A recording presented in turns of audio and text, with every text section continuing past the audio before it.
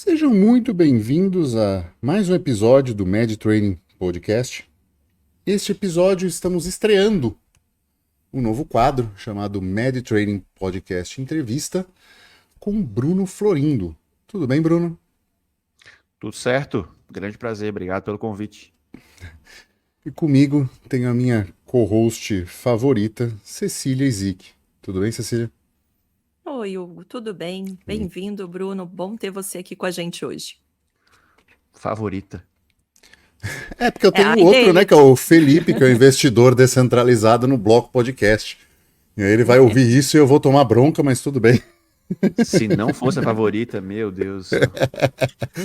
Ele tem que falar isso para não dormir no sofá, né? Entendi. Isso faz sentido. Bruno, se você tivesse num ponto de ônibus com uma velhinha e ela perguntasse quem é você, como é que você responderia para ela? É, eu, eu diria para ela que hoje que eu sou médico e que eu atuo com gente na parte mais de cabeça, uma velhinha.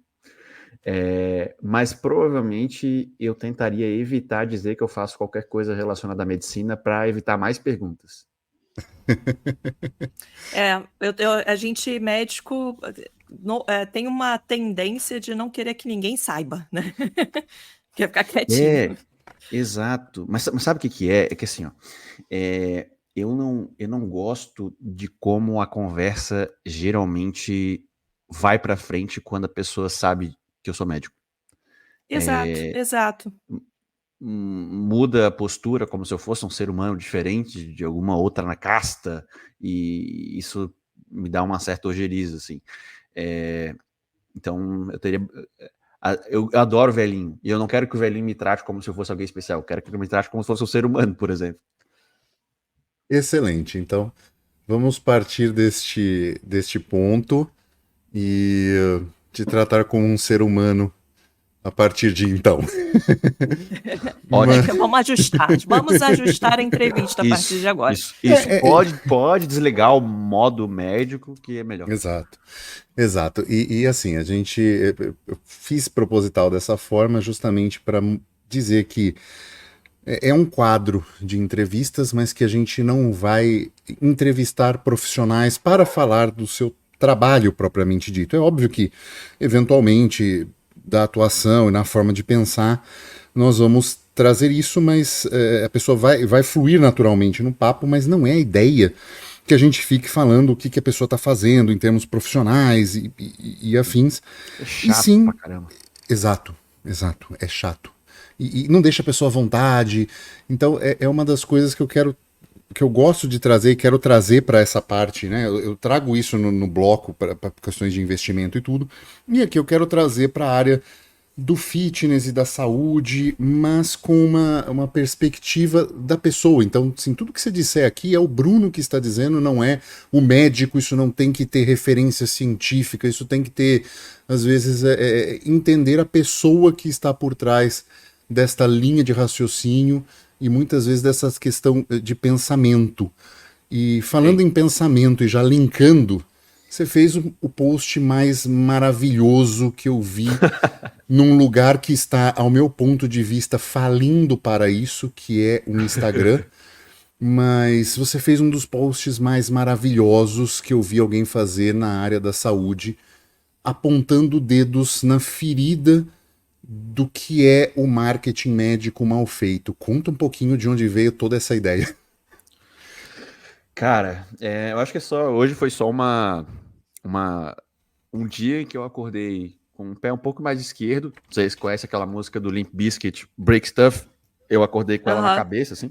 Então, foi um dia meio atípico pra mim. Geralmente eu sou um pouco mais dane-se, mais indiferente, mas assim, eu vou criar um contexto, prometo que eu vou responder a pergunta, mas eu vou criar um contexto para entender onde que eu quero chegar. Sem problemas. Eu, durante a faculdade de medicina, eu já nunca consegui me ver muito como os meus pares, tá? Eu percebi ao longo da medicina que a medicina foi criada dentro de uma bolha para agradar aos pares e não aos pacientes. E isso é um problema, na minha visão. E eu sempre via meus colegas extremamente entusiasmados e com o meio da medicina. E, na verdade, o meio da medicina mais me repelia que outra coisa por conta dessa busca do médico como um status e não como um prestador de serviço, que é como eu enxergo.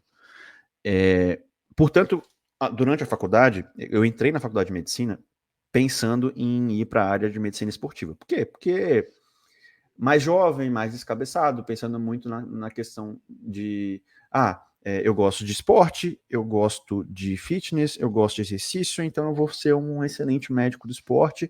E eu já estudava, eu sempre fui muito autodidata, nunca gostei de estudo formal. A minha escolarização, eu sempre fiz o mínimo que precisava. Então, assim, eu nunca, felizmente, nunca precisei fazer muito esforço para cumprir o que precisava da formalidade e não fazia questão de fazer o mínimo para poder estudar o que eu gostava. E com a medicina não foi diferente, né? Passei mais trabalho, sofri bastante durante a faculdade de medicina por conta disso, mas me formando, eu me deparei com um cenário de, legal, agora eu me formei, vou entrar no mercado, eu já tinha noção de como ia ser mais ou menos o mercado, mas aí eu vi o Instagram, as redes sociais e principalmente o Instagram. E o Instagram sempre foi algo que mostra, é uma rede social do mostrar, imagem, principalmente.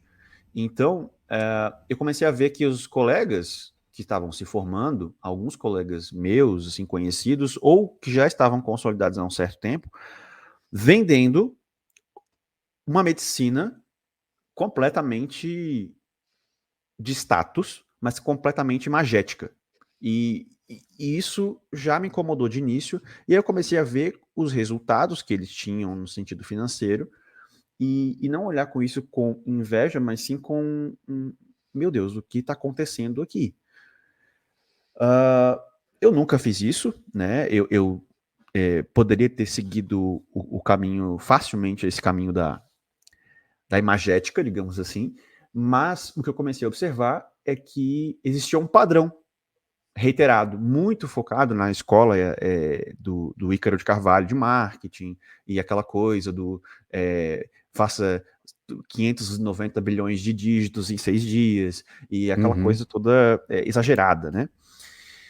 E aí, eu comecei a notar esse padrão, e eu já meio que tinha brincado com alguns colegas, precisa fazer isso e aquilo. E aí hoje, o que eu decidi foi, eu vou realmente tentar criar um algoritmo aqui de brincadeira para fazer, e as pessoas aparentemente adoraram, assim, porque identificaram várias pessoas, me mandaram vários perfis na minha DM, assim, de aí, daí você preenche todos os critérios e tal. Então, foi bem engraçado por isso. E como eu nunca tive, né, nenhuma pretensão porque existe muito, né, a Cecília vai concordar, acho que existe muito uma tendência do médico querer agradar aos outros médicos. Então, Sim. eu sou na medida que agrada aos outros. E meus pares têm que me ver como igual, senão eu não sou. Em certo grau, tem um certo motivo de ser assim, mas eu nunca tive muito disso. Eu sempre fui muito, eu não preciso agradar. Não sei por que devo ficar agradando as pessoas que eu não admiro, que eu não respeito. Então esse post acabou sendo um reflexo disso hoje, eu acredito. E minha paciência meio que tá esgotada, sabe? Eu vou te perguntar se você tem a mesma visão que eu. Sabe aqueles filmes americanos de irmandades universitárias? Para mim, médico, eles sentem que eles precisam ter as irmandades deles para se sentirem no caminho do sucesso. Eu estou sendo um bom médico porque eu estou incluso nesse grupinho aqui. Não, isso eu não tenho. Tanto que, assim, um dos terrores que a gente acaba acompanhando é assim: se você não tem a validação, não tem a chancela do que a sociedade tal está falando, né? Independentemente dela estar errada ou não, porque ela frequentemente está errada, né? E isso acontece com uma dada frequência. Ainda mais que, assim, muitas vezes as diretrizes, elas têm níveis de evidência que vão se ajustando ao longo do tempo. Mas, ainda assim, tudo é com a chancela. Se não tiver a chancela, se não tiver o carimbozinho da minha sociedade, então não é o correto a se fazer. Por quê? Porque eu não posso desagradar aos meus pares. Então, e isso, né, eu acredito, distancia do paciente numa medida colossal, porque o paciente enxerga alguém comprometido com a diretriz, a técnica da sociedade brasileira de tal coisa, por exemplo, e não com ele em si, antes da sociedade. Sim. Então, eu vejo isso como algo assim, sempre foi uma profissão de casta, de grupo, sempre foi.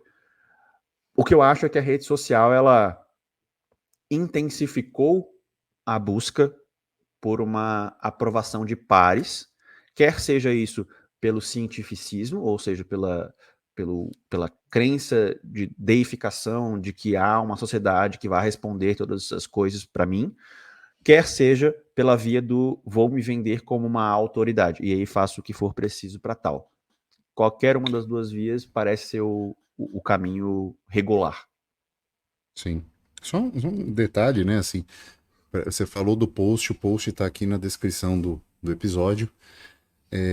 Eu vou colocar propositalmente no X, porque justamente por essa questão que você falou do mostrar do Insta, e eu vejo o X hoje não só como uma oposição a isso, mas também como uma forma de ali você é obrigado a mostrar porque tá todo mundo lendo, né? Assim, dificilmente alguém posta vídeos explicativos com grandes conteúdos. Assim, o convencimento tá no argumento escrito, ou seja, você precisa ter cérebro para isso, né? E não só imagem e ostentação. Mas você falou um negócio muito importante, agradar os pares, né? Recentemente eu fui obrigado a fazer um empalamento público de um médico no Twitter, né? Que baseou toda a explicação dele nas sociedades e tudo que eu digo, porque a minha mulher é endócrina e não sei o quê. E aí eu falei, desculpa, meu amigo, se é título que importa, eu tenho um mestrado em medicina, então eu escrevo essas porcarias aí que você repete, né? Eu não preciso dormir com a médica para entender as coisas. Um abraço, Solon, que infelizmente me bloqueou. Embora durma com uma.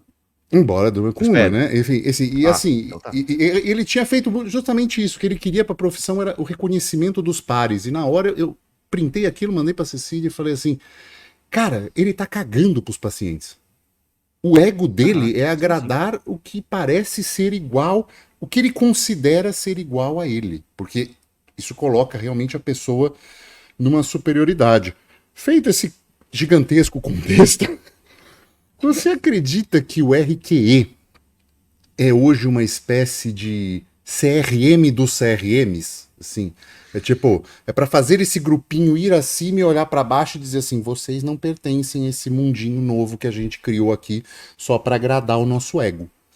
Cara, eu pensei sobre isso, assim, exaustivamente, assim, porque uma das coisas que eu tive que tomar decisão foi se eu iria fazer residência médica no Brasil, né? Então, eu conversei com algumas pessoas que eu respeitava e tudo mais, e passei um bom tempo analisando essa situação. E a visão que eu tenho é a seguinte, a residência médica, ela tem o seu papel no sentido de imersão. As pessoas com as quais eu falei, que são médicos respeitáveis, de fato, que, enfim, não tem um número, não estão buscando só o número para fazer seu senso de especialidade, o que elas dizem é o seguinte, na residência médica, tu está exposto a uma carga horária de imersão de 6 mil, 7 mil, 8 mil, 9 mil, até mais horas, que é equivalente, basicamente, a uma faculdade de medicina naquela especialidade. Se eu acho, em primeiro lugar, que isso pode ser substituído exclusivamente por uma pós-graduação, não acho. Em questão exclusivamente, né? Agora, se eu acho que isso per se faz um especialista, a minha resposta é não. Por quê? Porque eu já vi vários casos de especialistas com RQE que têm falhas grotescas no seu manejo. E o contrário também é verdadeiro, obviamente, né? Pessoas com pós-graduação, com uma exposição muito, muito curta, etc. Agora, algo a se pensar, sim, eu acho que a sensação que o RQE traz para muitas pessoas é a de que a sociedade lhe deve necessariamente uma deferência, algo, pelo fato dele ter conseguido aquele número. É quase como se ele tivesse sido submetido a uma tortura durante anos e agora a sociedade lhe devesse algo exclusivamente pelo RQE que ele tem. Então, Ah, o Bruno, indivíduo... peraí, essa tortura é uma palavra importante. Exato. Eu vou te interromper só porque esse é um momento importante. 7.000 horas de residência médica. Quantas dessas horas foram fazendo coisas que não fazem parte da formação, cobrindo horário de staff, de Uhum, preceptor, que quer te colocar para trabalhar, às vezes não é nem da coisa que você quer fazer a residência? E uhum. será que não é daí que vem a sensação de tortura, porque foram desrespeitados e usados como ferramenta aquele período todo? E a outra questão de tortura. Essas 7.000 horas tem que vir, antigamente eram até 2 anos, porque agora tem que ter 3 anos de residência. Essas Uhum. 7.000 horas tem que vir em 3 anos. A faculdade de medicina são 8.000 horas em 6, né? Uhum. E a residência médica no Brasil não é válida fora. Você, no mínimo, tem que comprovar uma carambola de papelada de experiência para alguém achar que talvez você fazendo um estágio, você possa validar uma experiência de residência. Me diga se esse apego todo por um RQE é por ser especializado ou por rancor? Vamos lá, excelente. Então, assim, eu acredito em que... Eu acredito pelo que eu observo no seguinte. Primeiro, a estrutura, principalmente no Brasil, tá? Não falo de outros lugares no mundo, porque em alguns lugares é diferente. Mas no Brasil, a estrutura da residência médica, ela não é formada para ensinar o aluno, ensinar o especialista. Ela é ensinada, na imensa maioria das vezes, ela é estruturada, perdão, na imensa maioria das vezes, como uma estrutura básica de mão de obra especializada a um custo muito baixo. É isso. Os residentes e médicos especialistas que eu já perguntei, já tive a oportunidade de perguntar assim, olha, você acha que você aprendeu por causa dos seus staffs e preceptores ou por causa da imersão e dos pacientes e repertórios de casos que você viu? Nenhum deles respondeu que era por causa dos staffs e preceptores. Todos eles responderam que era pela quantidade de horas a que ele estava submetido àquilo e aos pacientes em si.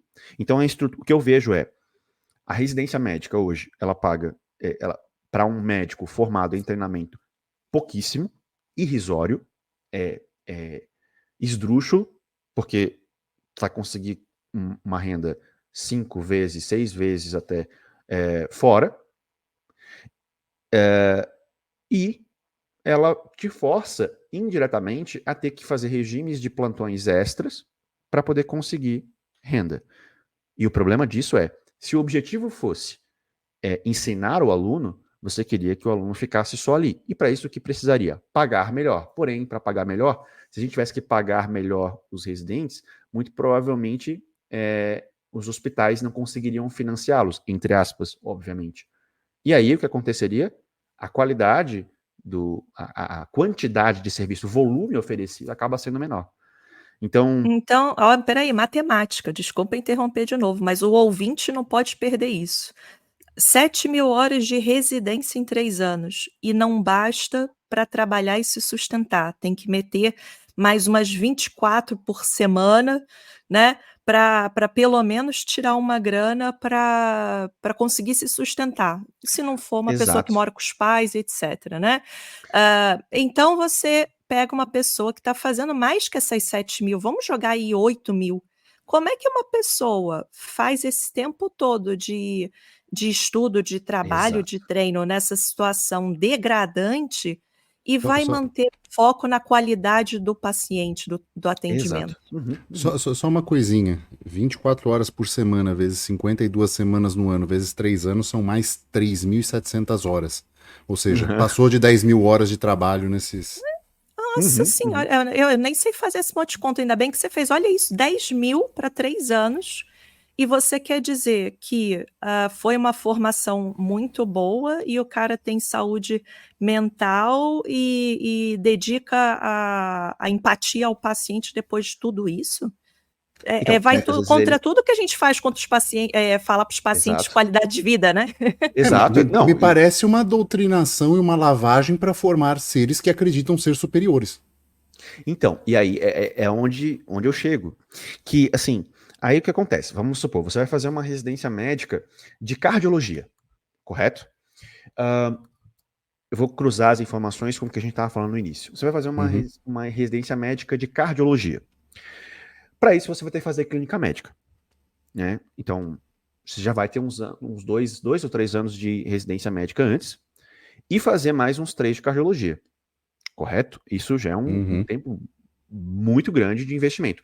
Nesse tempo, você está ganhando o valor de uma bolsa de residência médica. Esse valor é o mesmo durante a residência, a não ser que haja um reajuste por forças externas. Por Bom, o caridade. indivíduo. Exato. Aí o indivíduo se formou, fazendo plantões e trabalhando todas essas horas por causa da residência, e ele passa lá penando tal, às vezes pega um preceptor que o usa, muitas vezes ele como uma mão de obra barata, o preceptor nem aparece no hospital, por exemplo, isso é frequente, eu vi acontecer no internato, tá? E aí o indivíduo passa todo aquele tempo e aí ele se forma. Finalmente eu sou um cardiologista. Nossa, eu passei por tanta coisa. Agora o mundo me deve uma deferência. Eu preciso ganhar muito bem, porque eu sou um cardiologista. E aí ele Uhum. vai exercer a cardiologia fora. E ele descobre que se você sacudir uma árvore, caem 2 cardiologistas dela. Ou seja, ele vai precisar ter algum diferencial. Só que ninguém conhece ele. Porque ele estava preocupado dentro da residência não em fazer uma cartela de pacientes e que confiam no serviço dele, mas em dar conta do volume. Era isso que ele estava tentando fazer. E aí ele sai, e aí ele vai descansar na sua hora vaga do seu plantão, não de cardiologia, porque é difícil encontrar um plantão específico assim, mas um plantão geral, porque ele está começando, então é natural ele dar um plantão geral, como ele poderia ter dado quando se formou. E aí, no intervalo, ele vai lá olhar o Instagram e ele encontra um colega dele, que fez pós-graduação, veja só, em cardiologia. E ele começa a mostrar ali que a agenda dele está cheia e que ele está com um carro novo muito melhor do que o dele, com um apartamento muito melhor do que o dele. Ora, esse cara deve estar fazendo alguma coisa de ilegal e esse cara deve ter tirado vantagem de alguém. Pode ser verdade, pode até ser verdade, mas o sentimento que está movendo isso é o quê? É o ressentimento, porque esse indivíduo fez algo diferente do que eu fiz e está ganhando mais dinheiro que eu. Não importa que ele se comunique muito bem com seus pacientes, que ele entenda as patologias que ele está tratando, não importa nada disso. O que importa é ele está ganhando mais do que eu sem os números que o governo me deu, sem o RQE que o governo me deu. Então, esse problema, digamos assim, eu vejo de maneira bem clara que essa questão do RQE, ele entenda o que eu quero dizer para não ser Uhum. leviano. Sim, um RQE pode dar um senso de especialidade pela exposição, pelo tempo dedicado e pelo quanto que tu dedica aquilo ali. Mas isso não é garantido, não é uma premissa que vale logo em seguida, né? Então é isso que eu penso. Eu acho que Precisa ser conquistado, né? exatamente. Você E está assim, atuando num livre mercado pela primeira vez na sua vida, né? Porque até exatamente. antes você pegou os serviços que eram apenas ou vinculados ao governo ou muito próximos a isso, que assim, é obrigado a ter um médico de plantão no serviço de emergência.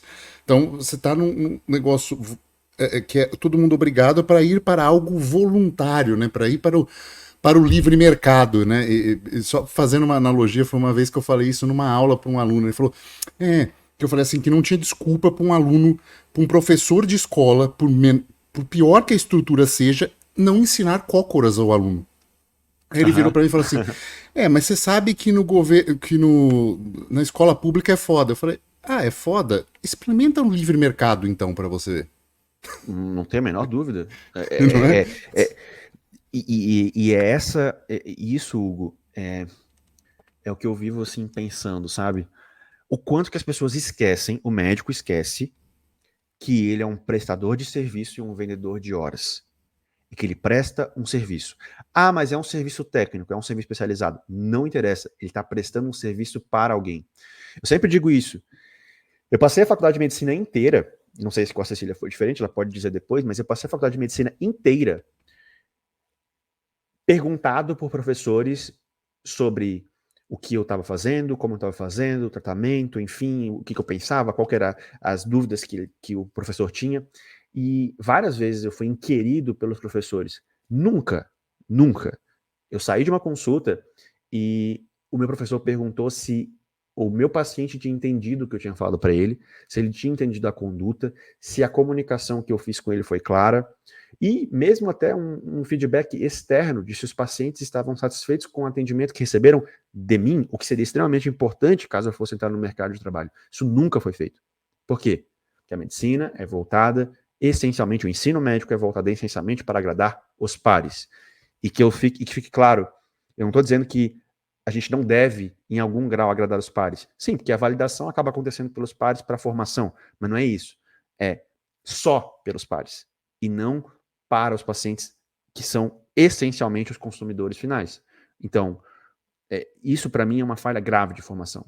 E eu acho que muito da causa também de nós estarmos com essa briga, esse ressentimento de eu tenho um RQE, olha, minha esposa é endocrinologista.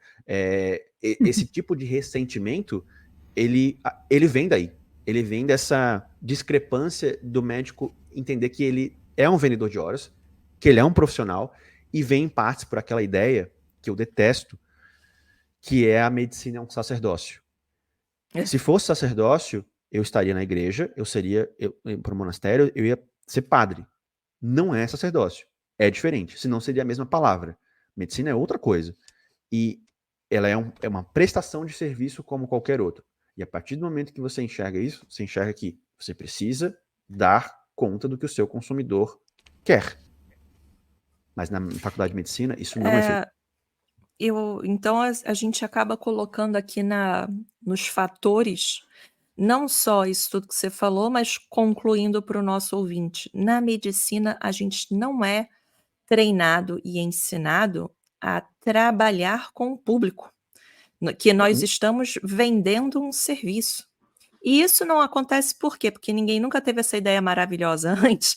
Não, porque isso atrapalha o processo de submissão dos calouros aos veteranos, aos professores e aos chefes. A faculdade de medicina não te forma para sair dali, ter um consultório e conquistar sua clientela. No Brasil, te formam para.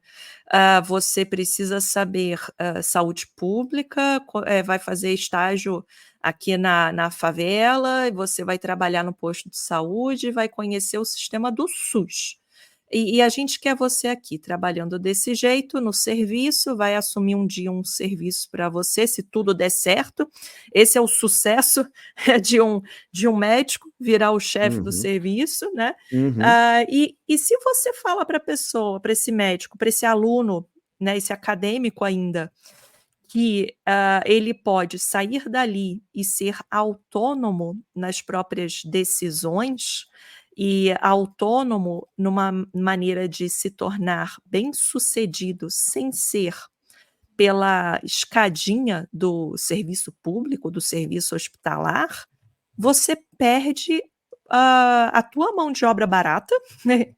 Você perde o teu poder e você vai estar enrolado com um monte de aluno ali pensante que vai te cobrar respostas que muito professor não sabe nem dar. O sistema tem que se sustentar, né? Não, isso eu não tenho a menor... Eu não vou, vocês querem que eu fale sobre SUS? Porque senão eu vou me irritar. Mas Não, só se Não, quiser. não. Ninguém Lembre-se, quer. tá todo mundo aqui em modo meio coringa, né? Assim, mas fica à vontade. Não. O episódio não cabe tudo. Mas ainda a gente inclui daí a variável Brasil. Né? E essa variável é uma variável importante no modo como as coisas se constroem da medicina brasileira. Eu não acho que a medicina brasileira seja ruim. Eu acho que nós temos grandes médicos dentro de uma estrutura propositadamente, em algum grau, precária.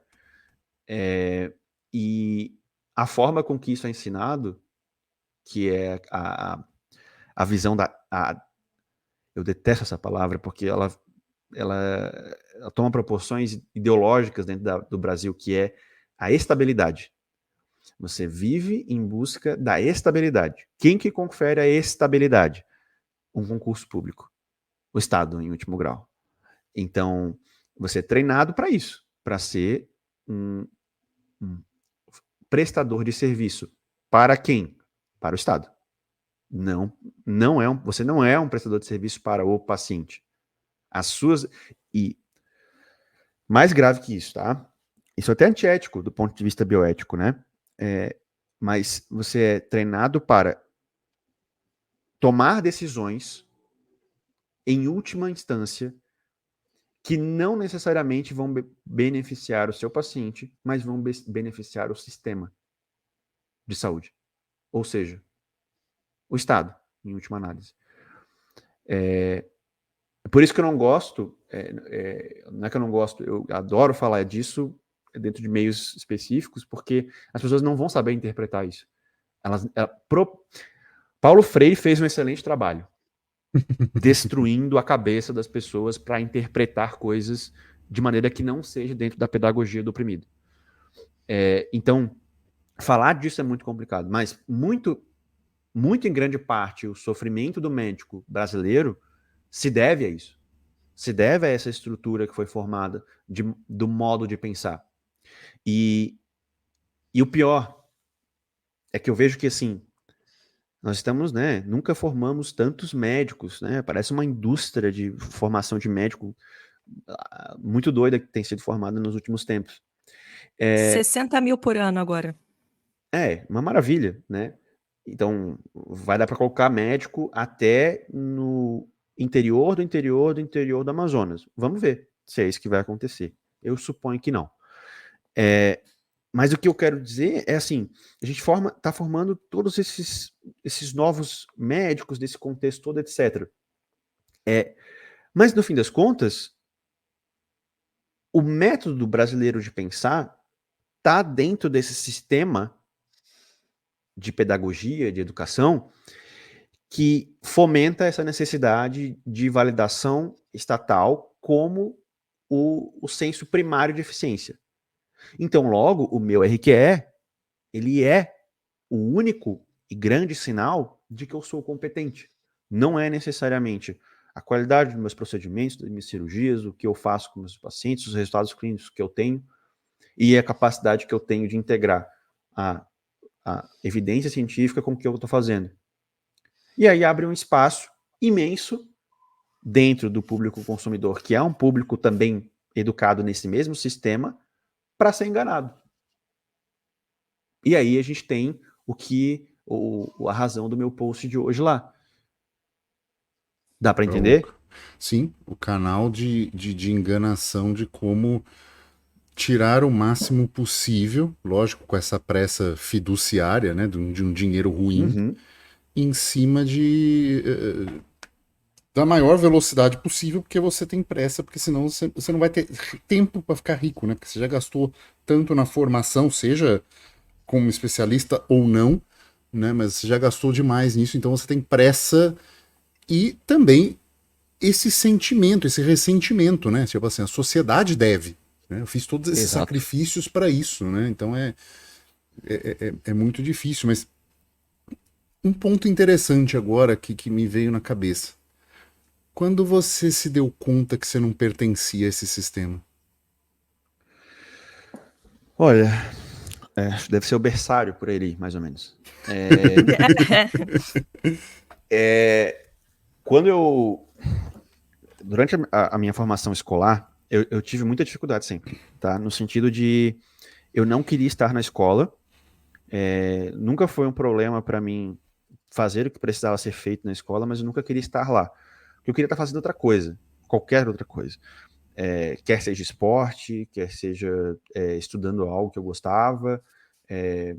Eu tenho uma característica desde muito cedo que sou muito universalista. Uma das grandes dificuldades que eu tenho é ficar só num nicho específico. Tipo assim, sou só psiquiatra ou só médico. Isso é difícil para mim, tá? Só médico já é difícil. Então, assim, quando eu comecei o processo de estudo para o vestibular, a minha escolha ela foi bem idiota, no sentido de por que eu quero fazer? Eu gosto de química, eu gosto de biologia, eu tenho uma afinidade com a questão de busca por um diagnóstico, esse trabalho de detetive eu gostava, então eu vou fazer medicina. Mas muito simplório para o que realmente viria a ser.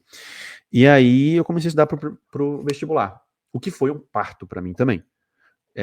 Foi assim, drenou a minha energia vital de maneira que me adoeceu severamente na época. Por quê? Porque eu não queria estudar a função logarítmica. E veja, não é que eu até tinha a capacidade de fazer aquilo. Eu só não queria estar ali, eu poderia estar fazendo outra coisa no lugar, e isso me atormentava muito na época.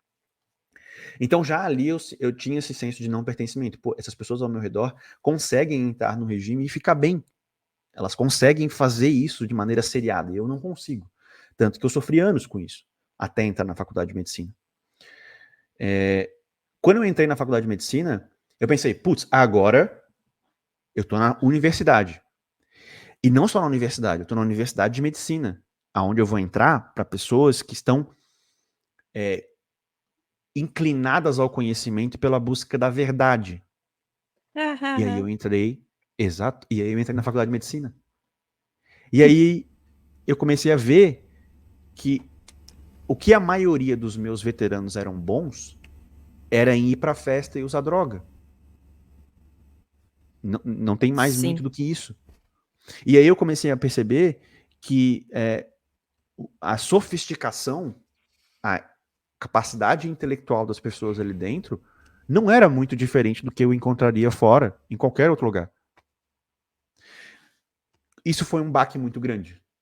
E junta isso, esse meio onde eu não me encaixava com ninguém, porque meus gostos eram, eu queria aprender coisas, eu estava interessado em muitas coisas diferentes.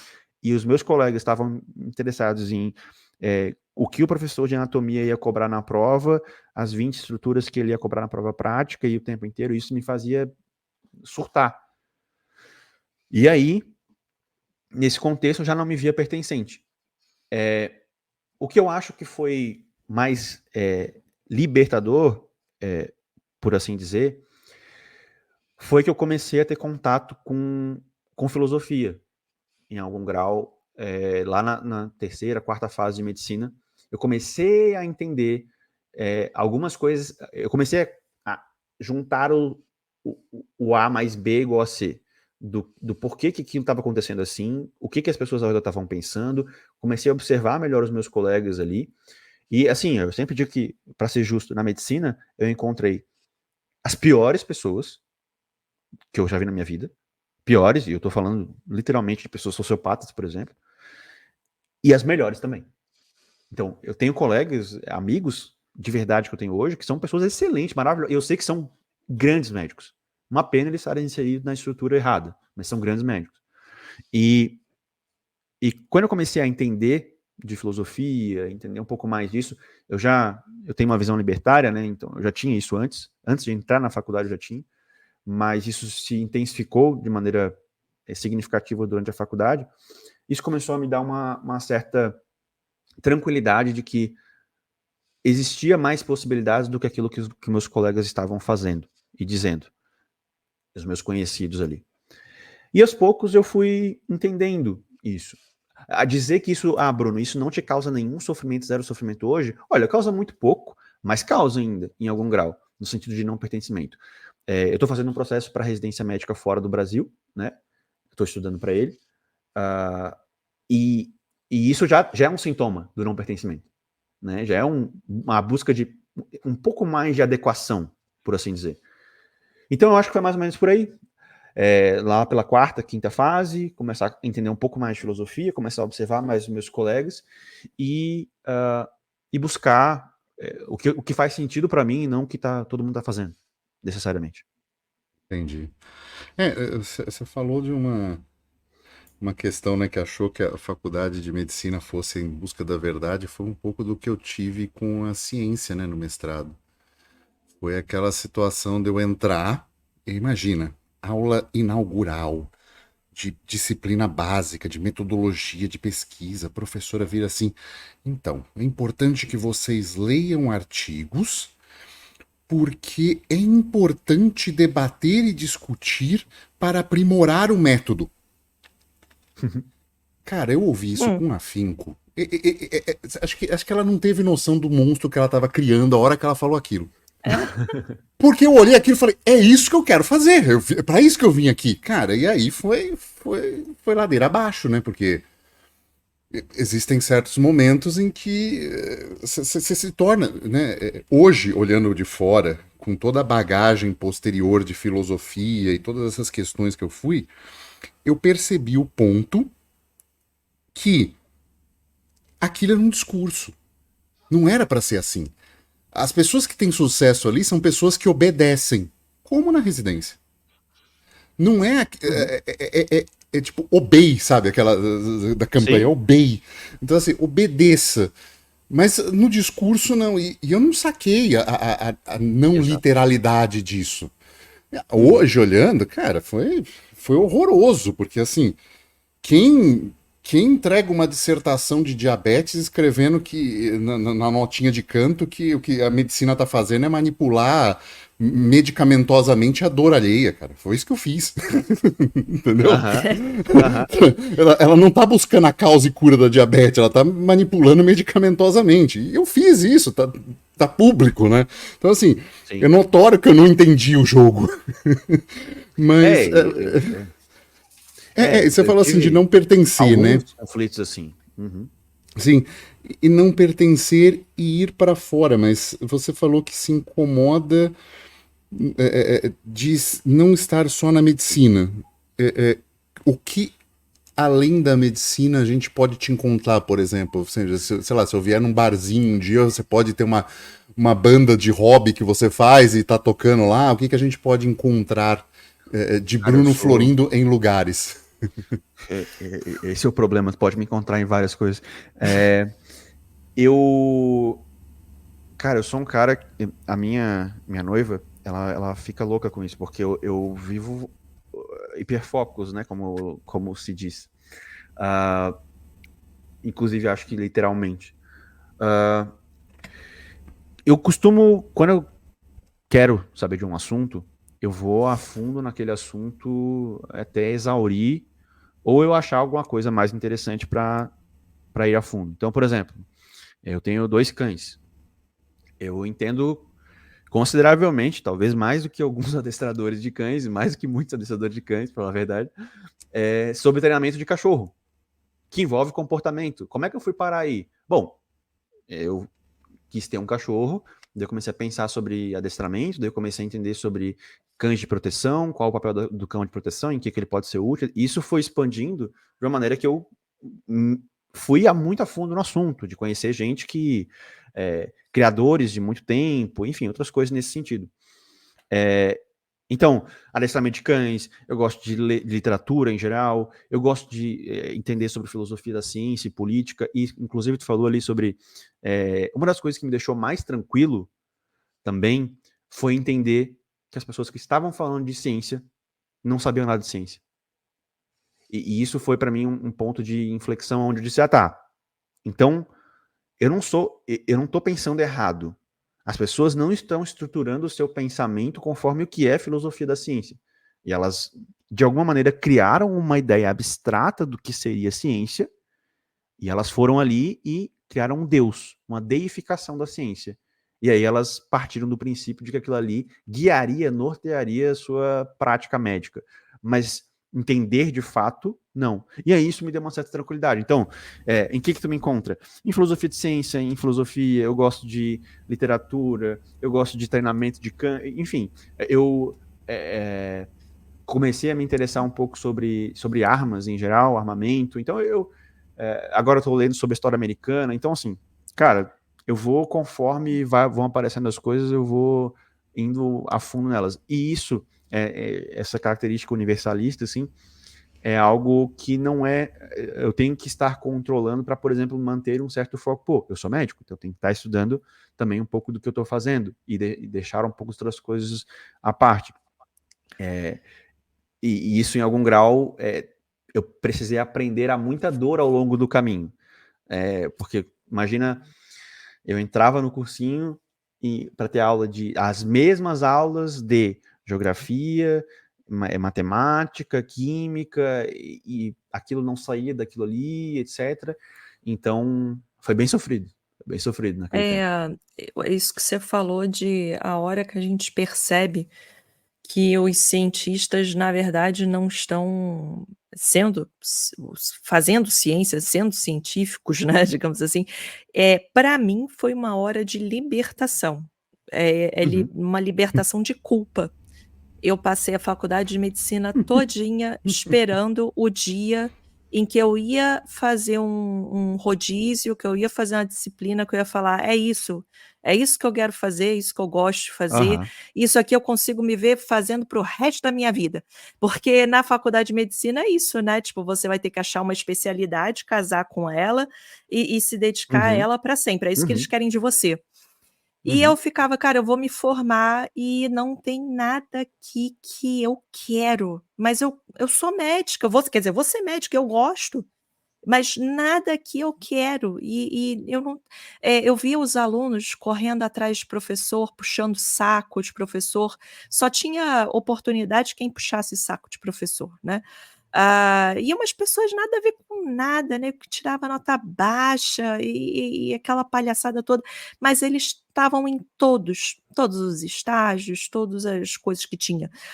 E eu ficava: "Cara, eu tô fazendo alguma coisa muito errado. Eu não sei por quê, eu não sei por que que eu não consigo o que até essa criatura medonha que tira nota baixa consegue". Aí que eu fui perceber: não sou eu que estou errada, as regras desse jogo são regras que eu não estou disposta a seguir, mas isso não me torna uma pessoa ruim, nem uma profissional ruim. Quando eu me livrei dessa culpa, Cara, eu sou eu muito burro. finalmente voltei a gostar de medicina. Porque eu já estava deixando de gostar de medicina, porque eu olhava: "Eu não sou boa nisso". Mas a hora que você percebe que a regra do jogo não foi feita para pessoas como você, mas que, pelo contrário, você que tem o potencial de fazer uma medicina que vai fazer diferença, né, cara, sai 20 quilos das tuas costas. E aí é aquela coisa de você correr atrás de interesse de uma maneira também que é sem culpa. Quem disse que você olhar coisa de adestramento de cães não tem nada a ver com medicina? Muito pelo contrário, quanto cão de suporte não tem por aí, né? Então, e pouca gente que sabe lidar com as duas coisas ao mesmo tempo, né? Isso não tem a menor Aham. dúvida, assim. E essa visão que eu hoje até estou lendo um livro sobre isso, que é sobre o cientificismo, que eu acredito muito que vem de uma pobreza científica mesmo, de uma pobreza de entender filosofia de ciência para depois ir para o que é de fato estudo epidemiológico, etc, etc. Como não tem o antes, vai-se direto para a deificação da ciência. Então a ciência ela não é mais uma ferramenta, ela é o que Um vai te dogma. trazer, exatamente, ela é o que vai te trazer as verdades. Então chega ao ponto de, por exemplo, mudanças climáticas. Vamos falar sobre mudanças climáticas. Então, mudanças climáticas, e essa palavra é extremamente prostituída, né? Ela tem evidência. Abre aspas, tem evidência, fecha aspas. E pronto, acabou. Como tem evidência, é isso, pessoal. Mudanças climáticas existem. Aí eu já acrescento um sufixo, né? Que então ela é culpa do homem. E pronto, acabou. A gente não questiona metodologia, a gente não olha os modelos, as variáveis, a gente não vê nada, porque a ciência disse. Mas isso, muito ponto pior que que necessita. isso, se você discordar, a punição é um linchamento moral. Como que você Sim. querer questionar uma evidência que seja, uma correlação que seja, como que a ciência discordar é imoral? De onde que saiu isso? Porque, teoricamente, o que você tem que fazer é testar uma hipótese. Testa a hipótese, testa a hipótese, testa a hipótese, estressa todos os dados e tenta procurar refazer e reavaliar e reobservar o fenômeno quantas vezes forem necessárias cada vez que se aprende uma coisa. Desde quando testar uma hipótese é imoral? Cara, tem um modelo de temperatura aqui que às vezes dá. Tava para essa semana previsto 25 graus, tá 38. Se nem previsão consegue acertar, imagina modelo para daqui 5.000 anos. E os caras estão viajando na maionese em cima de modelos matemáticos de clima que nós somos péssimos em fazer. Exatamente, porque é bem fácil de entender, né?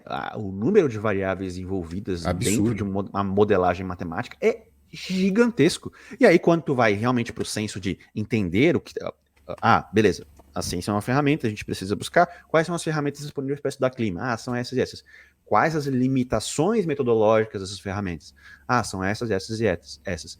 Tu começa a entender que, então essa evidência que se fala que tem não é tão evidente assim.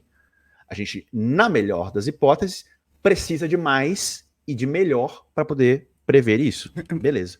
Cara, e sendo muito simplista, nós somos um bando de macaco brincando num computador. Sim. Essa que é a coisa que ninguém... E estão querendo tirar disso e colocar a culpa do ser humano numa situação que...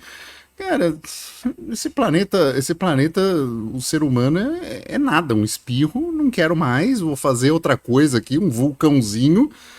É muita prepotência. Ser humano é muita riqueza, sabe?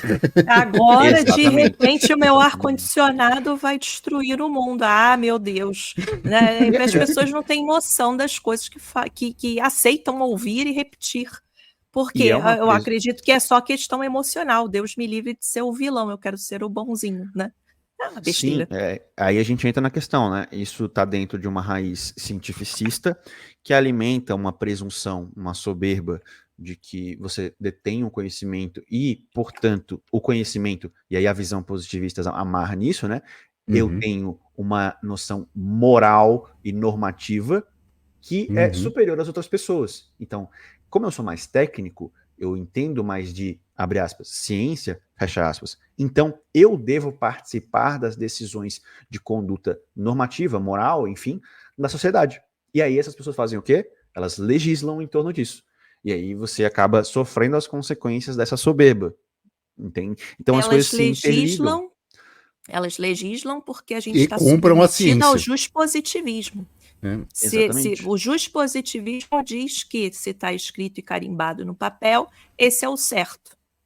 E o juspositivismo é a maneira de se botar regras na sociedade que eu acho a mais perversa que tem. Porque você favorece toda essa baboseira, né, de prejudicar a vida das pessoas, literalmente. Eu tenho um livro aqui, nada contra as pessoas que eu vou falar, mas eu tenho um livro aqui que eu comprei porque eu comecei a buscar outras visões acerca. Vocês devem ter já visto em algum lugar o Wesley Delanogari e o Fábio Perin, que são figuras relacionadas à psicologia, né? E eles vão em podcasts frequentemente, etc. E uma das coisas que eu vi falarem sobre era sobre a questão de afirmar taxativamente não existe livre-arbítrio e utilizar para isso uma base determinista, principalmente relacionada à ciência, de que os inputs neuronais, etc. Eu fiquei, cara, mas assim, não parece ser uma questão tão simplória de se falar categoricamente assim. E aí eu fui ver os estudos que basearam, eles falam muito sobre Gazzaniga, que é um autor de 1940, 50, por aí, e aconteceu muita coisa de lá para cá. E eu cheguei num autor chamado Roger Penrose, um ganhador do Prêmio Nobel de Física.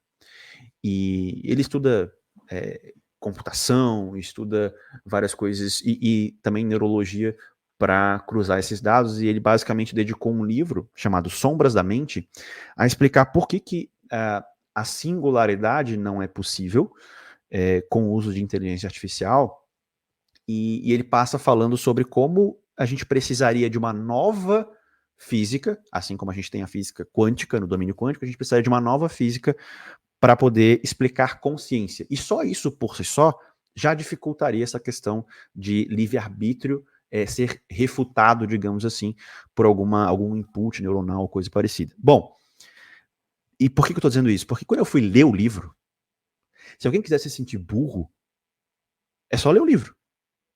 Ele começa a explicar algumas coisas sobre o que vai ser necessário, etc. E aí ele fala para você assim, você pode pular as partes de explicação matemática se quiser, porque elas não comprometem o conteúdo do livro. E eu, muito gatão, pensei, não vou pular, eu vou tentar entender. E aí eu vi o quanto eu era energúmeno perto desse cara, uma mula perto desse cara. E então, eu acho que falta essa presunção que a gente estava falando, falta essa noção. Porque daí tu toma muito mais cuidado com aquilo que tu vai opinar, né? Então, assim, eu vou falar sobre livre-arbítrio. Cara, qual a bagagem que eu tenho, especificamente filosófica, científica, para falar disso? E nada contra as pessoas que eu citei, mas qual a bagagem que eu tenho? Eu acho que isso está muito no brasileiro. Essa questão de, eu não sei se fora é assim, mas é uma palpitaria sobre qualquer assunto possível que eu fico abismado. E dentro da medicina também. Que é o cara que dá palpite sobre qualquer outras coisas com pouquíssimo embasamento para as coisas que ele afirma. Olha, isso Dá para aí, entender? vendo nas próprias mídias sociais, isso é global. É global porque é geracional, eu acho, porque quer dizer, é geracional porque estamos na internet, né? Senão eu não faria a menor ideia de outros países. Uhum. Mas isso faz parte do processo de acesso, não só à informação, mas e menos de informação, mas mais de ter contato com outras pessoas, o conseguir acessar outras pessoas, porque a informação ela é excessiva hoje em dia. E ela Aham. é excessiva sem e assim, eu não sou contra as pessoas colocarem besteiras na internet. Eu acho que você tem que Sim, poder se expressar e tudo mais. sim, sim, O sim. problema é que você não tem um sistema de autorregulação, digamos assim, das próprias pessoas, que você consiga, olha, esse cara tem falado isso, isso, isso e isso, mas como temos esses acessos e como as pessoas têm o hábito de pesquisar isso aqui agora, realmente sabemos que é baboseira e podemos ignorar o que esse cara escreve. Daqui a 15 anos, uma meia dúzia de adolescente vai lá e lê ele de novo, acredita nele de novo e assim vai. Só que não existe a cultura em lugar nenhum de construir o conhecimento de conceitos. O que é uma vaca? Não é um cavalo. Entendeu? A pessoa não chega e fala, a vaca é isso, isso, isso, isso, isso. Toda vez que alguém falar de uma vaca, eu sei se é uma vaca de verdade ou não, porque eu sei o conceito de uma vaca. Falta Uhum. conceito em qualquer sistema educacional, pelo que eu estou vendo de outros países também. Sim, sim. Eu digo porque, como eu vejo mais os comentários e podcasts, às vezes, mais brasileiros, eu acabo vendo mais isso aqui. Mas eu acredito que seja um fenômeno global. E assim, é, é até interessante, assim, o como que essa questão de tentar dar opinião sobre tudo e ser categórico sobre tudo, ela acaba contaminando até a própria especialidade, vamos por assim dizer. Eu gosto muito de psiquiatria, estudo bastante psiquiatria, etc. E acabo estudando psicologia também, que é uma área que eu sou fascinado, né? E eu vejo muita gente falando assim, né? Que o Freud era um imbecil, e o Jung é um imbecil, a psicanálise não funciona. Olha, eu concordo, até pelo que a gente tem de evidência hoje não funciona, tem ferramentas mais modernas para fazer a mesma coisa. Mas você chamar o Freud de imbecil, cara, você tem que ser uma pessoa muito boa. Tem que ser uma pessoa, assim, ó, exímia naquilo que tu faz. Por que eu tô falando isso? É bem simples. Porque essa visão anacrônica que a gente tem com as informações de hoje é muito fácil para mim aprontar pro Freud, pro Jung e falar qualquer coisa. Agora, e não que eles não tenham defeitos, com certeza tem, senão não teríamos melhorado. Mas assim, a presunção com que se fala das coisas no passado, ela é assustadora. Do tipo assim, principalmente em saúde mental, não, porque isso é óbvio. Não, não é óbvio. A gente demorou 10, 15 anos de pesquisa para poder descobrir isso. Mas tu, o João da Silva, morador de Taquacecetuba, sabe mais sobre o cara naquela época. Entende? Então, são pessoas que nunca trilharam nem um décimo do caminho do estudo para aquela área de conhecimento, né? Pegam informações em retalhos. Foram aquelas pessoas que na escola liam um resumo constrói do livro, uma crítica. em vez de ler o livro da escola, Mas sabe? é isso. Português. Junta metade da informação, constrói uma crítica e acha que a crítica é inteligente. Gente, é Paulo Freire. É a essência do Paulo Freirismo, né? Exatamente, exatamente. E o pior, ela acredita que qualquer pessoa que ousar perguntar para ela. Eu tenho um colega meu que sofre bastante, a gente conversa bastante, porque ele sofre bastante com isso também na medicina. E ele está fazendo residência em medicina de emergência. O coitado foi gostar de medicina de emergência. E vai morrer cedo. Exato. E aí ele tem uma coisa muito forte nele, que é uma legítima curiosidade. Ele é a pessoa mais curiosa que eu já vi na minha vida. E, portanto, ele é muito odiado. E ele já fez as melhores perguntas, e assim, perguntas que são simples, mas que eu vi as pessoas gaguejando para responder. E não é nada genial. Perguntas simples, mas que ninguém fazia. E eu acho que isso é genial. E ele teve a ousadia de várias vezes perguntar para os staffs e preceptores deles de onde que eles tiraram isso. Então, tem que fazer potássio com tal coisa nesse paciente. E daí depois ele pergunta, tá, mas de onde é que tu tirou isso? E olha a audácia. Imagine só a reação. Mas aí isso aí todo mundo era punido do mesmo jeito. Se você não sabe, você não estudou, você vai ler e você vai me explicar no próximo plantão. Era assim que a gente era punido, sabe? Tá no guideline, você não leu o guideline, então pá. É assim que se responde qualquer pergunta de porquê, né? Ele nunca vai te dar uma resposta direta. Exato, eu não quero falar o nome do Eric aqui para não expô-lo, né, Eric? Mas o Eric... Oi, Eric! Obrigado, ele fez, Eric. assim, ele fez uma coisa que eu achei genial, assim, ele perguntou para o professor saiu com ele nas costas, e os residentes são encarregados de dar aulas. Ele pegou essa matéria que o professor falou que ele sabia, etc., foi lá e deu uma aula, e uma aula muito melhor do que o professor sobre o assunto. Exatamente. Aí tu pode perigoso. imaginar o quão agraciado foi pelos colegas, inclusive. Passou a residência tratando fecaloma, né? Exatamente. Foi tratado com toda... E qual o crime dele? O crime dele é ser legitimamente curioso e buscar a verdade. E aí, olha o que acontece com... Ele é uma pessoa que eu vejo perfeitamente descobrindo uma coisa revolucionária. Perfeitamente. Por quê? Porque faz perguntas relevantes. E qual que foi o ímpeto do meio que estava ao redor dele? Rechaçá-lo completamente. Sim. Então agora, ele mesmo falou para mim esses tempos atrás, eu evito fazer pergunta agora. O que a gente fez? A gente castrou uma pessoa que poderia contribuir imensamente para aquele meio educacional. Então, aí, o objetivo do treinamento em residência médica é melhorar e capacitar a tornar um especialista? Não parece. Não parece. Bruno, uma pergunta puxando um pouco para minha área. Você falou que gosta, se interessou, trabalhou um tempo com medicina do esporte, Uma pergunta muito direta. Quando você viu que a medicina do esporte no Brasil não era para atletas, e sim para pessoas que buscavam qualquer atalho para não fazer o que deveriam fazer? Então, é que, na verdade, o que eu percebi, isso bem rápido, é que as pessoas não gostam de esporte, de exercício físico. Elas gostam do resultado que isso pode vir a proporcionar. E, Perfeito. e o processo, ele é... veja, eu tenho os pacientes que são atletas, né? E eu não me incomodo com eles. E assim, competem em nível mundial. Mas eu não me incomodo com eles. Por quê? Se eu disser pra eles assim, olha, eu preciso que tu suba numa árvore todos os dias 3 vezes pra te ganhar a medalha de ouro. Ele vai subir.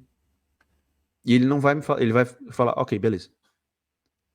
Agora, eu tenho vários pacientes que, ao dizer pra ele que eles precisam de um treinador, eles não querem. Porque é caro, porque eu vou ter que fazer exercício físico mais vezes na semana, porque minhas sessões de treinamento vão ser... Quer dizer, eu quero ter os resultados do Michael Phelps na piscina, Uhum. mas eu não quero ter que passar 6 horas na piscina. Olha que conveniente para mim. Mas olha E só, o diagnóstico está feito na consulta que você pergunta, quem te treina? Não, eu faço meu treino sozinho, mas você precisa de um treinador. Ai, mas eu estou sem dinheiro. Se o cara tem um recurso escasso de dinheiro e o que ele quer é melhorar nos treinos, por que exatamente, diabos ele foi no médico em vez de contratar um profissional? Por quê? exatamente, Arrogância e preguiça. É só isso, e exatamente. ele não vai para frente, esse paciente não vai para frente.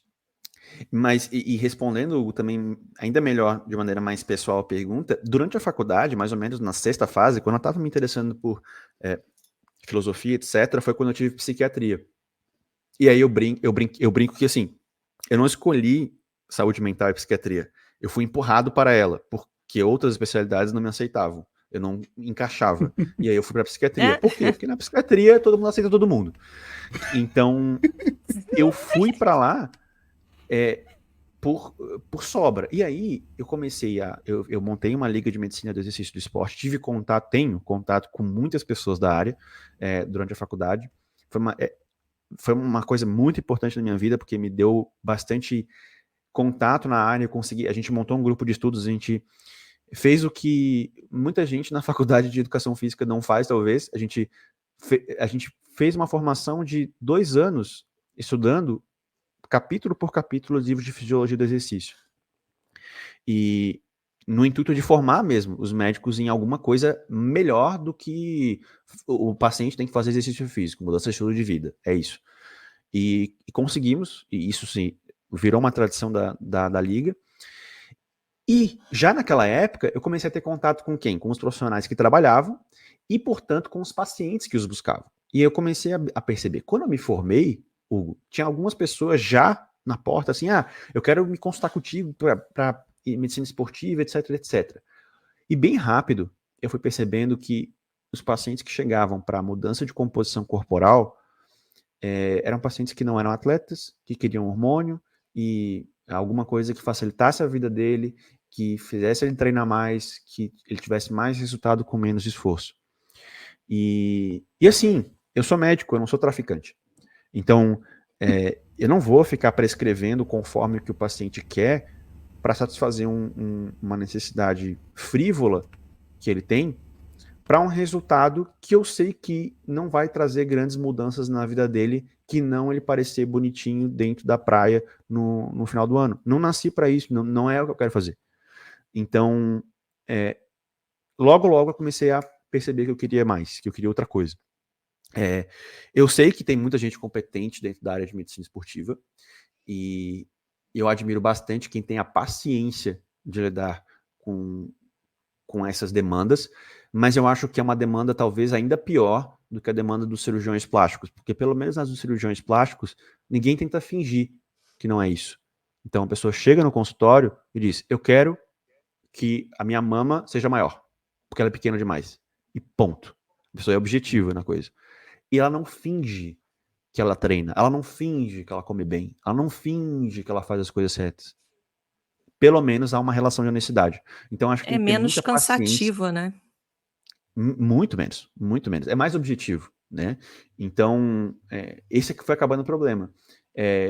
Eu adoro atleta, eu tenho até um livro que eu ganhei de presente de um psiquiatra, chamado Psiquiatria do Esporte, que eu gosto muito, eu gosto muito de cruzar as duas áreas, assim, e é o que eu quero fazer, com certeza.